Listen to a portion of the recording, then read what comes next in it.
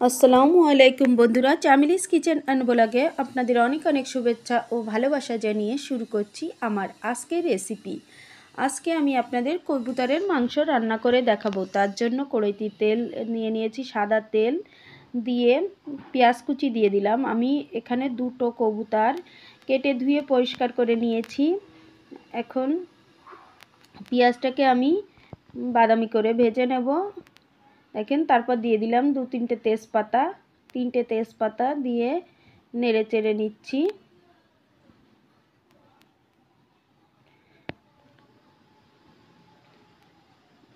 আমার পেঁয়াজটা ভাজা হয়ে গেছে।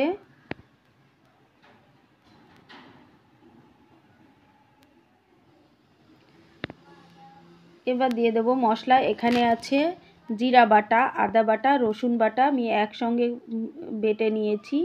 সেই মশলাটা এখানে দিয়ে দিলাম, দিয়ে একটু নেড়ে চেড়ে নিচ্ছি।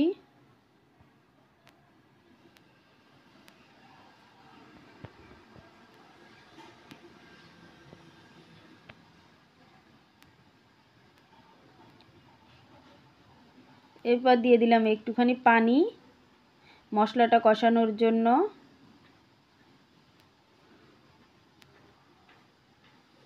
দিয়ে দিলাম স্বাদ মতো নুন। তারপর দিয়ে দিলাম ঝালের গুঁড়ি 1.5 চা চামচ পরিমাণে। এটাকে মিশিয়ে নিলাম মশলার সঙ্গে, ঝালের গুঁড়িটাকে। এবার দিয়ে দিলাম 1 চা চামচ পরিমাণ ধনিয়ার গুঁড়া। তারপর দিয়ে দিলাম পরিমাণ মতো হলুদ গুঁড়ি দিয়ে আমি মশলার সঙ্গে মিশিয়ে ভালো করে মশলাটাকে কষিয়ে নেব। মশলাটা যত ভালো কষানো হবে তরকারির টেস্টটা তত ভালো হবে।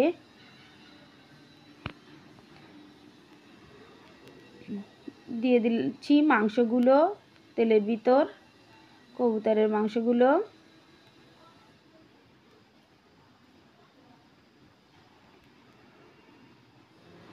দুটো ডিম পাড়া কবুতর কেটে দিয়ে পরিষ্কার করে নিয়েছি। এখন মাংসটাকে ভালো করে মশলার সঙ্গে মিশিয়ে কষে নেব কতক্ষণ পর্যন্ত। বন্ধুরা, কতক্ষণ কষিয়ে নিয়েছি। তারপর দিয়ে দিচ্ছি গরম পানি। এখানে আমি গরম পানি অ্যাড করলাম, কারণ কবুতরের মাংস সাধারণত শক্ত হয়।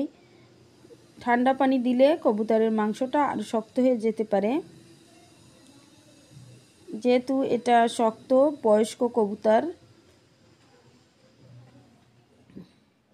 তাই আমি এটাকে প্রেসার কুকারে দিয়ে দিচ্ছি সেদ্ধ করে নেওয়ার জন্য। আলুটাও এর ভিতর দিয়ে দিচ্ছি। আমি 2-3টে আলু কেটে নিয়েছি, ছোট ছোট সাইজের আলু। এবার প্রেসার কুকারে দিয়ে দিচ্ছি সেদ্ধ করার জন্য। আমার মাংসটা সেদ্ধ হয়ে গেছে, আমি কড়াইতে ঢেলে নিলাম।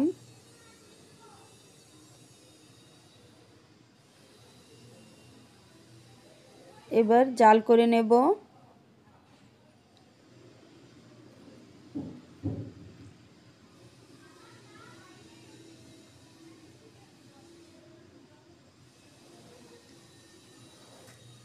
নেড়ে চেড়ে দিচ্ছি।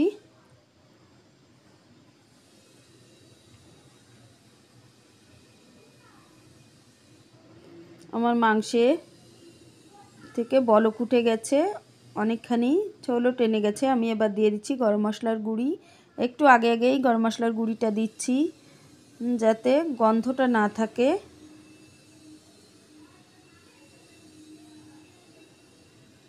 আমি একটু বেশি করে গরম মশলার গুঁড়ি দিয়েছি।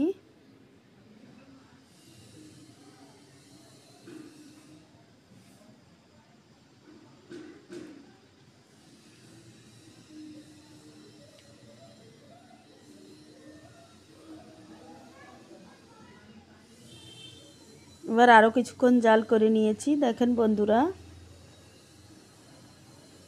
একদম একেবারে কষা কষা বানিয়ে নিয়েছি। আমি এরপরে এর ভিতর দিয়ে দেব আরও একটু পানি ঝোল করার জন্য। ভালো করে কষে নিচ্ছি। মাংসের ভিতর মশলা লবণ সব ঠিক মতো ঢুকে যাবে, যার জন্য ভালো করে কষে নিচ্ছি।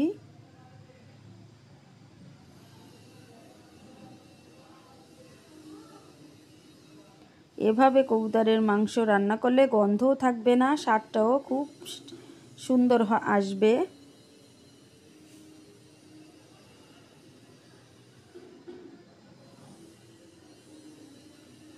আমি বারবার নেড়ে চেড়ে দিচ্ছি কবুতরের মাংসটাকে, যাতে কড়াইতে না লেগে যায়।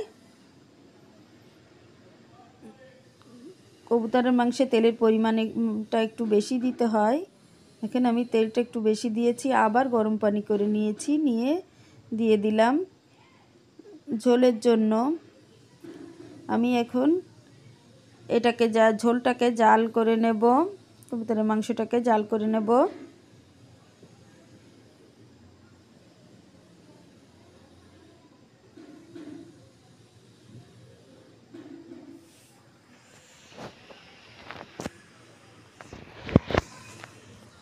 আমার কবুতরের মাংসটা জাল হচ্ছে, আমি কিছুক্ষণ পার একটু নেড়ে চেড়ে দিচ্ছি। এবার দিয়ে দিলাম একটু জিরের গুঁড়ি। দেখেন বন্ধুরা, মাংসটা হয়ে গেছে। আমি এবার এটাকে নামিয়ে নেব। আমার রান্নাটা যদি ভালো লেগে থাকে তবে আমার পাশে থাকবেন।